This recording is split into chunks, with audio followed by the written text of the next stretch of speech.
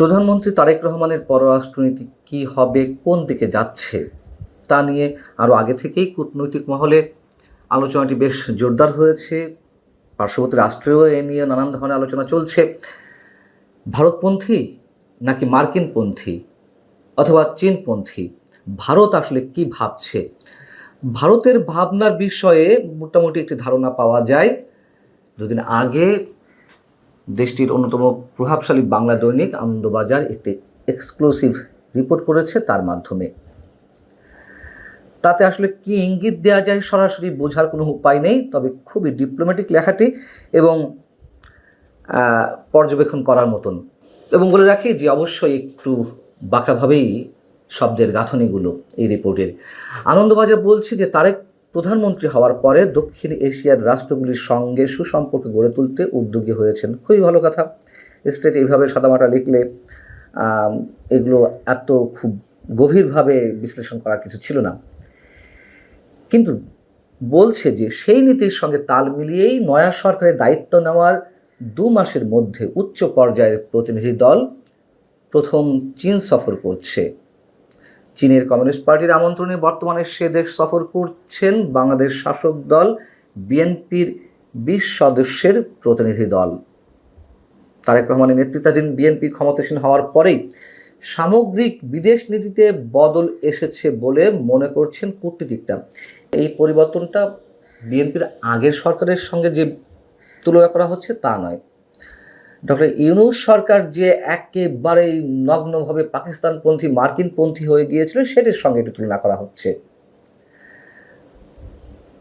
এখানে বলা হচ্ছে যে কূটনীতিকদের একাংশের মতে শেখ হাসিনার আমলে বাংলাদেশের সর্বমুখী বিদেশ নীতির প্রতিফলন দেখা যাচ্ছে তারেক জামানায়। এখানেই মূল বিষয়টি লুকিয়ে রয়েছে যে শেখ হাসিনার আমলে বাংলাদেশের সর্বমুখী বিদেশ নীতির সঙ্গে প্রতিফলন দেখা যাচ্ছে। এরপর পরই বলা হচ্ছে যে শেখ হাসিনা চীনের সঙ্গে সুসম্পর্ক বজায় রেখেছিলেন। আমরা জানি যে শেখ হাসিনা প্রধানমন্ত্রী থাকা অবস্থাতে অন্তত আওয়ামী লীগের যে 15.5 বছরের শাসন তার মাঝামাঝি থেকে অথবা শেষের দিকে এসে দুরাষ্ট্রকেই হাতে রাখার চেষ্টা করছিল ভারত এবং চীন। তিনি দু নৌকাতেই পা ফেলছিলেন এবং 2 কোল রক্ষা করতে গিয়ে তাকে সবগুলি হারাতে হয়েছে। এটি মোটামুটি আমরা সবাই জানি। সে সময়ে এসে ভারত অনেকটাই অসন্তুষ্ট ছিল চীনের প্রতি ঝুঁকে যাওয়ার কারণে। আবার ভারতের সঙ্গে সখ্যতার কারণে চীন থেকেও এক ধরনের অপমানিত হয়ে ফিরেছিলেন ক্ষমতা চলে যাওয়ার শেষ পর্যায়ে।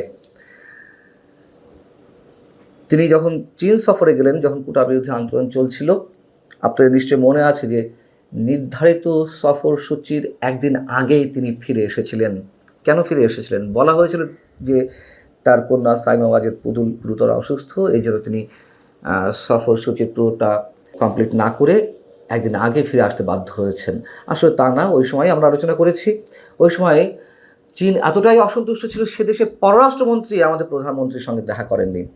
সে দেশের প্রেসিডেন্ট শি জিনপিংয়ের সঙ্গে দীর্ঘ একটি বৈঠকের কথা ছিল, দেনদরবার চলছিল এবং বিশাল অঙ্কের ঋণ নেয়ার একটা পরিকল্পনা চলছিল, কিন্তু সামান্য কিছু ঋণ নিয়ে ফিরে আসলেন এবং ঋণের প্রতিশ্রুতি, এবং শি জিনপিং তাকে সময় দিলেন মাত্র 20 মিনিট।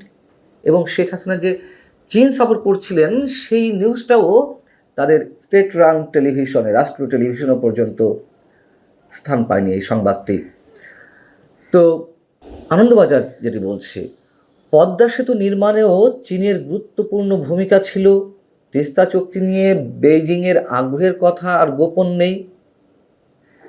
লালমনিরহাটে বিমানবন্দর পরিকাঠামো উন্নয়নের তারা তাৎপর্যপূর্ণ ভূমিকা নিয়েছে।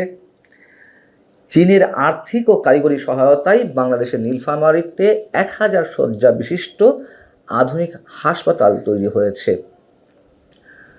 তো ভারতের চিকেন নেকের কাছে আমাদের যেই তিস্তা প্রকল্প বহুমুখী প্রকল্প হওয়ার কথা, সেখানে চীন অনেক আগে থেকে শেখ হাসিনা সরকারের সময় থেকে বেশ আগ্রহী হয়ে আছে, তারা সেধে ঋণ দিতে চাইছে এবং তাদের স্বার্থ আছে সেখানে নজরদারি করা সেভেন সিস্টার্সের উপরে। সেটি আবার ভারত হতে দিতে চায় না, মানে ভারতের পক্ষ থেকে এক ধরনের বাধা আছে, সরাসরি বাধা রয়েছে, এক ধরনের বলে কোনো কথা নেই। তো সেইগুলো মনে করিয়ে দিচ্ছে আবার আনন্দবাজার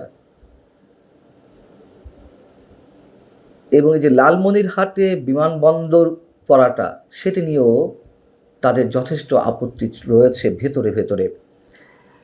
এক পর্যায়ে এসে পত্রিকাটি বলছে যে শীঘ্রই ভারত সফরে আসতে পারেন বাংলাদেশের প্রধানমন্ত্রী তারেক রহমান। দিন কয়েক আগেই বাংলাদেশের পররাষ্ট্রমন্ত্রী ডক্টর খলিলুর রহমান ভারত সফর করে গেছেন। বাংলাদেশের এক বিশেষজ্ঞের বক্তব্য এখানে কোট করা হচ্ছে, তবে তার নাম এখানে উল্লেখ করা হয়নি। সেখানে বলা হচ্ছে যে বাংলাদেশের 3 দিকে ভারত, তাই নয়াদিল্লির সঙ্গে ঝগড়া করাটা বোকামি ছাড়া আর কিছুই নয়। মানে এখানে নাম উল্লেখ না করে যে কোনো একজনের বক্তব্য আকারে তুলে দেওয়া হচ্ছে যে ভারতকে বাংলাদেশের প্রয়োজন, বিপদে আপদে ভারতের সাহায্য ছাড়া চলবে না, তাই দেশের স্বার্থেই ঢাকা নয়াদিল্লি সুসম্পর্ক জরুরি। মুখে হাসিনার সমালোচনা করলেও বিদেশনীতির ক্ষেত্রে তার পথে অনুসরণ করা শ্রেয়। বোঝা যাচ্ছে ভারত কী বলতে চাইছে। এই বাস্তবতা বোঝেন বিএনপি নেতৃত্ব। ইউনূস সরকারের সময় পাকিস্তান গোয়েন্দা সংস্থা সহ সেনাবাহিনী কর্মকর্তাদের যেই পুরো 1.5 বছর ধরে সময়ে অসময়ে যাওয়া আসা বাংলাদেশে, সে কথাও এখানে উল্লেখ করা হয়েছে এবং পাকিস্তানের সঙ্গেও সুসম্পর্ক রাখতে চায় তারেক রহমান। বিএনপি সরকার তুরস্ক সহ পশ্চিম এশিয়ার সঙ্গে সুসম্পর্ক তৈরিতেও পদক্ষেপ নিয়েছে। আমরা তো জানি, প্রথমে যেটি বললাম যে আমাদের পররাষ্ট্রনীতি কি, কারোর সঙ্গেই শত্রুতা নয়, কিন্তু যুক্তরাষ্ট্রের সঙ্গে এই মুহূর্তে বাণিজ্য চুক্তি কেন্দ্র করে সম্পর্ক যেদিকে যাচ্ছে সেই বিষয়টি এখন বাংলাদেশের তো সব মহলেই আলোচনার বিষয়বস্তু হয়ে উঠেছে। যুক্তরাষ্ট্রের সঙ্গে ওই বাণিজ্য চুক্তির কারণেই বাংলাদেশ সম্ভবত তার পররাষ্ট্রনীতিতে ঠিক থাকতে পারছে না। তার একটি উদাহরণ এরই মধ্যে আমাদের সামনে উপস্থিত হয়েছে। ইরানের উপর হামলার ক্ষেত্রে বাংলাদেশ সরকারের পররাষ্ট্র মন্ত্রণালয়ের যে বিবৃতি, সেটি যথেষ্ট সমালোচনা হয়েছে এবং পরবর্তীতে সেটি সংশোধনী দেওয়া হয়েছে। আয়াতুল্লাহ আল খামেনির মৃত্যুর বিষয়টিও প্রথম স্টেটমেন্টে উল্লেখ ছিল না, এগুলো আপনারা জানেন। এবং এই সবকে কেন্দ্র করে হরমুজ প্রণালীতে আমাদের যে জাহাজ জয়যাত্রা আটকে ছিল, মানে হরমুজ প্রণালী অতিক্রম করে আসছিল, সেটিকে অতিক্রম করতে দেওয়া হয়নি। এটি এই মুহূর্তে আবুধাবির একটি বন্দরে রয়েছে।